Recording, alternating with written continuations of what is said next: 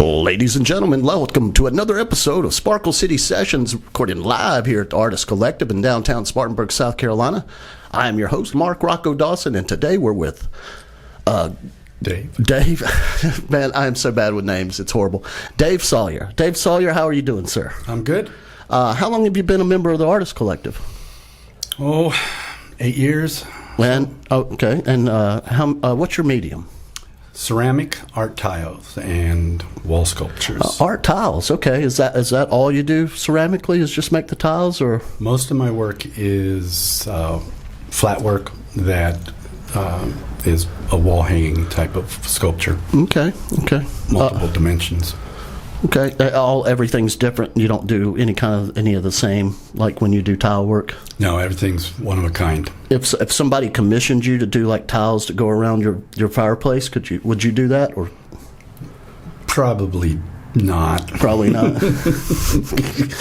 But you do sell stuff here at the collective. Yes. And where else do you sell stuff? We have some stuff up at Tryon Painters and Sculptors. Okay. And just wherever a show might pop up that I attend. So how in your creative process, how do you go about say you've got a tile? How do you decide on what to do with that tile or that wall hang? There's really kind of like two different things that I will do with the sculpture work. With your inspiration, yeah. One of them, if it's a flat tile job, then I will come up with the design, whether it's a nature design or an abstract design. And there are a couple different ways that I've done it, but my primary method is using pinstriping tape. Okay. And laying out a design, sketching it on a set of tiles, and then taking pinstriping tape and putting that over all of the lines that were going to occur. And then using whatever glazes that I'm using at the time for different colors or designs, will then glaze all the different portions of the tiles. Okay. And then pull off the tape, and that leaves the clay. That's exposed. After the glaze? No, before the glaze. Oh, so it leaves a negative. Yeah, you glaze it, and then you pull off the tape, and that leaves a negative area there. Okay. And a lot of times, I use this technique for raku firing. Raku firing. Could you explain that for everybody? Or is it just something that happens? It's a trade secret. I can't say anything about it. No. The traditional way that you will do ceramics is you will form your piece. Okay. You'll glaze it. Yeah. Excuse me. You won't glaze it. You'll form your piece, and then you bisque fire it. Oh, you pre-fire it.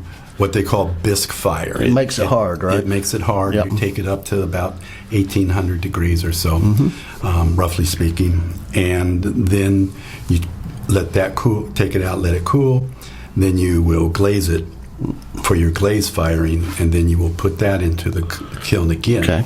And the way you fire that is you fire it very slowly. Okay. It will take anywhere from 6 to 12 hours for a firing to take place.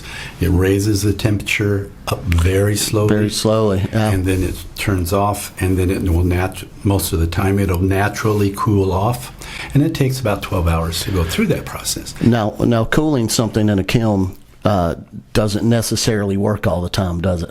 Our kilns, they can be kind of temperamental, can't they? Well, they can be, but we don't care when we're doing raku. So, yeah. Because that's traditional firing. Okay. And you do that because your clay is fragile and your glazes are temperamental. Yeah. And you want to be even and consistent with how you do things so that you can repeat it and you get what you're trying to get. Okay. Raku firing is the complete opposite. We go through our bisque firing process, and then we glaze our pieces with raku glazes, which have a different type of chemical makeup in them. Built for the slow burn? No. They're built for the fast burn. Oh, for the fast burn. We will bring the temperature up to 1,700 in 30 minutes. That's crazy. Instead of 6 hours. Oh, wow. Okay, and the kilns are different. The kilns are what's called, the typical one is a top hat kiln, and it's not one that you open the lid, you reach in and you put your stuff. The kiln body actually lifts up off of a base where you have your pieces. So we bring it up to that temperature amount, and then while it's hot, we open the kiln. Okay? And with tongs and gloves, we take hold of the piece and we pull it out of the kiln, set it into a bin that's filled with some type of combustible material. We take it and we set it down in that, and as soon as it touches that, fire. Okay. And does that kind of set it a little bit more? That starts it on its journey of curing. And as soon as it starts to smoke, then we will put a lid on top of the can. That starves all of the oxygen. With that fire was going hot and heavy. It still wants to, so it looks for oxygen anywhere it can get it. It actually pulls and changes the molecules of the glazes in a random fashion. Because they're starving for oxygen. Right. Ooh, great. Let me ask about your photos real fast. How do you go about getting a good photo? Do you come in with a thing in mind, or if something catches your eye, do you catch it then, or is it both? It's both. You would go out looking for something. My photographs are usually nature-oriented, or what I call Americana, which is just everyday life. And so I look for different things that pop out with that. And then I'm one who definitely do not want to be considered a journalistic photographer. When you look at my photos, you know that I'm probably not going to see that same thing if I was there. Now, do you use color, or are you black and white, or both? How long have you been doing the ceramics, and how long have you been doing the photos? I've been doing ceramics for about 15 years, and photos approximately the same amount. Thomas, what is the name of your production company again? HK Design. Well, we'd like to thank HK Design and the Artist Collective for putting together the video portion of this podcast and allowing us this fine space to do the podcast in. And we'd like to thank Dave Sawyer for coming in and talking with us. And Dave, tell them where they can get some of your stuff at. You can check out the website at drs23.com. Do you have a YouTube page or anything like that? No. You can probably get stuff from you at the Artist Collective store. Here at the Collective, I have a studio downstairs, and there's examples of all my work. And they sell stuff online too. Don't they sell stuff online too, Thomas? So. Kind of. Okay. Not really. You want to see his stuff in person. Yeah, you want to look. You want to come down here to the Artist Collective on their art. Well, we're doing the Artwalk. This is the Artwalk, so some of the artists are here, and they have wares for sale. So come down and check it out. Was it 578? 578 West Main Street, Spartanburg, South Carolina. Dave, it's been a pleasure talking to you. We're going to let you get out of here and get back to mingling with the people at the Art Walk. Okay. So, Thomas, go ahead and we're going to go ahead and shut her down, and we'll catch you here in a little bit. I think we got one more guest coming up, so don't go anywhere. We'll see you in a little bit. Ladies and gentlemen, we're back here at the Artist Collective for the Art Walk, and we're with A.C. Button II. He is a granite worker. Tough work, I would suspect. Sir, how long have you been doing granite work? I've been a granite sculptor for, started in 2000 officially. Okay. So 26 years. So what kind of, is it sculpture or is it I do, I'm trained as a sculptor, I'm trained as a carver, and I'm also trained as a finisher, which is, it's involved in doing all the architectural finishing of the stone, panels and squares and everything. Not polishing, fit? Usually that's done by other specialists. Okay. But my cousin that apprenticed me taught me all that because he's a master. Okay. And so it supports the studio really well. And do you do like statues or figurines? Or? Right now I'm doing a life-size angel out of a 4-ton block of granite. Wow, 4 tons. That you didn't move that in there by yourself, that's for sure. I've got a crane and everything. It's a big stone. And you do that here at the Artist Collective? I've got a studio in Boiling Springs that we built in 2003, 2004. And a life-size angel sculpture would be what, 4, 5, 6 feet? This is just over 6 feet tall. Wow, that take you some time to do, ain't it? It's a long project, yes, sir. How long have you been working on it? This one's a little different because I'm pretty deep in elder care right now with my mother. So Okay. The fantasy of being able to work 40 hours a week is something to which I aspire. But it's there's about a year of billable labor in this project. Okay, and how far along are you? 60%, 70%? 75-80%. Oh wow, that's almost done. Yeah, it's very close. Wow, and I'm sure that after a long period like this, to see a finished product is very great. I mean, you feel very, I don't know, how do you feel after a project like that? Well, the thing about big projects is you work on them a long time, and the longer you work on them, the more risk there is involved. Yeah. Because you've got so much invested in it that now if anything breaks or chips, if you weren't planning properly, it manifests itself in a very unpleasant way. So it's just nice to be done. Now, granite comes in all kinds of forms, right? Or is it mainly marbled granite? Well, granite is an igneous stone, molten stone that's cooled in a solid mass. Marble is actually a metamorphic stone that's produced when sedimentary stone is acted upon by heat and pressure, and it's molded, kneaded like dough. So they're very different stones, and granite's much harder than marble. And is the heat process different between those? Is granite a lot hotter or marble a lot hotter? Well, marble's much softer than granite, and granite is marble will start to deteriorate as soon as you put it out in the environment once you finish carving. And all marble is striated? Not all marble. It depends on where it comes from. Oh, well, okay, It can yeah. have any inclusions because it's kneaded like dough, Yeah. and it's sedimentary. Things build up, and then it's kneaded, and so it can have anything in it, other stones, other inclusions, and it can be clear or have colorations in it. Now, where can people buy stuff from you? Do they have to come out to the Bowling Springs shop, or Most of the work I do is consignment? Everything I do is by commission. Okay. Because there's a most people can't show up and pick up a 1,200 or 2,000. Yeah, sure.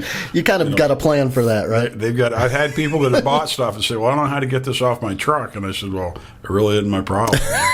As long as the check cashes, That's I right. should have thought of that beforehand. How you move it is your deal. I usually work with other professionals that facilitate transport and installation and everything. Now, do you have any installments anywhere? Locally, we got a Shell Rock pitch feature at Hatchery Gardens. Oh, wow. That we did about 20 years ago. I've got another small Shell Rock marker out at Duncan Park. We've got some memorials around. There's a gargoyle memorial that's pretty ornate out at Sunset near Mary Black, and there's some stones down near Woodruff and some daffodils. There's some hand-lettered work in Oakland and up towards Landrum. So you all this region, you're in all this region around here pretty much. It is, but my work ships nationwide. Oh, wow, I work really? From coast to coast. Okay, so you've got stuff in California probably and all over the place. From California up into northern New England. Oh, that's pretty cool. And so it's most of the work ships out of the area. Okay.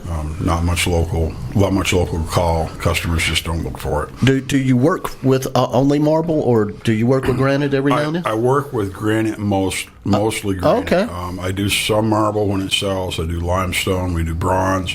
I did a reproduction bronze leaf for the peach that's down by the library here Oh, in wow. town. Okay. And so we pretty much make whatever sells. But my specialty, most of my work is in granite.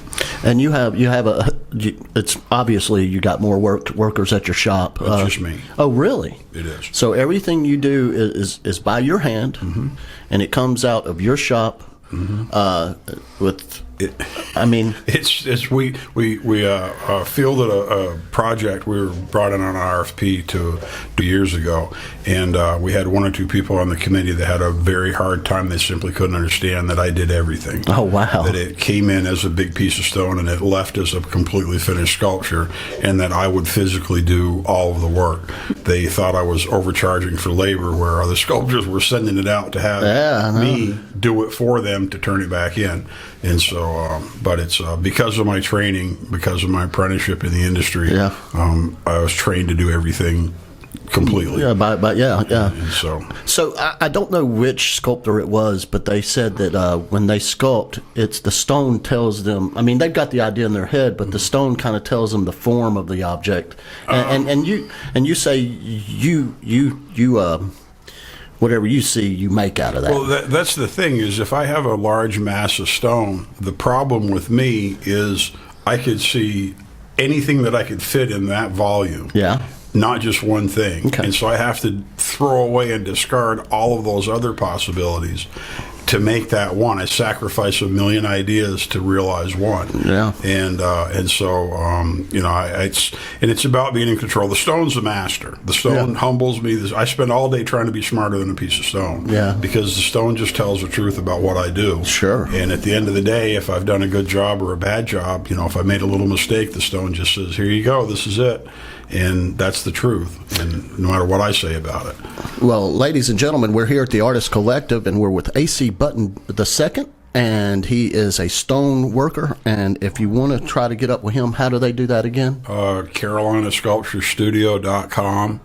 And I'm also on YouTube at Carolina Sculpture Studio. There's 320-something videos. As I hear, I might even be on a billboard this year, which is crazy. The idea of living at Hatcher Garden with Mr. Hatcher and then getting to do a stone out there was awesome. Yeah. And now I hear there's going to be a billboard on Reedville Road with me on it as a sculptor. Just never in a million years would I have thought of that. Art take you places you never thought, right? It's pretty cool, because I had actually, when I was out there, I had talked with my eventual master sculptor who had invited me to come work and spend time in the studio when he saw some of the other work I could do in stone, in wood, and ice, and everything else. And you sculpt ice as well. I was a chef for a very long time, and a chef. I did tons and tons of ice. I was banquet chef at the Piedmont Club. No way. Many years ago, and I'm gonna have you back to talk about how the culinary industry has changed here in Spartanburg. It's hard to understand how different it is now than what it was 20, 30 years ago. Yeah, with Harry's on down there at the square and all that stuff. So much is cool. I lived downtown when there was no downtown. Everybody went home, and it was like being alone. It was awesome. Well, we are at the Artwalk, fellas, and we've got to get our artists back to mingling. So, AC, man, it was awesome. Thank you very much. We'll get you back on, because I'm fascinated with the stonework. It's very tough work, but it's very rewarding, I would suspect. It's really awesome to do it. And you have how many years in the business again? I've been officially over 26. So if you want a commission, look, it's commission only. I don't know how long it takes. Maybe it's per project. It depends on who's in front of you, because other people have been waiting already. So, well, it's been a pleasure talking to you, sir, and we'll have you again back here real soon. Ladies and gentlemen, we're here at the Artist Collective. I've been your host, Mark Rocco Dawson, and we'll catch you next Art Walk. See you soon.